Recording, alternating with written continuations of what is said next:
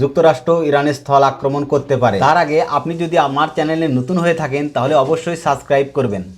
তার বিরুদ্ধে সতর্কতা দিয়েছে তেহরান।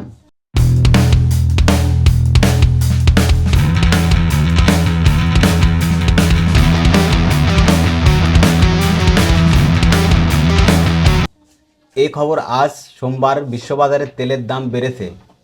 যদিও মার্কিন প্রেসিডেন্ট ডোনাল্ড ট্রাম্প গত শুক্রবার বলেছেন যুদ্ধ বন্ধ করার জন্য আলোচনা চলছে। আজ সকাল প্রতিবেদন লেখার সময় বিশ্ববাজারে ব্রেস্ট ক্রুড তেলের দাম ছিল $116.10। আজ ইতিমধ্যে দাম বেড়েছে 3.14%। অন্যদিকে WTI ক্রুডের দাম 2.66% বেড়ে হয়েছে $102.30। গতকাল রোববার ইরানের সংসদের স্পিকার বলেন দেশটির বাহিনী মার্কিন সেনাদের জন্য অপেক্ষা করছে। তার আগে শুক্রবার ট্রাম্প জানান আলোচনা চলছে এবং ইরানকে হরমুজ প্রণালী পুনরায় খুলে দেওয়ার জন্য সীমাবদ্ধ বেঁধে দেওয়া হয়েছিল তা বাড়ানো হয়েছে।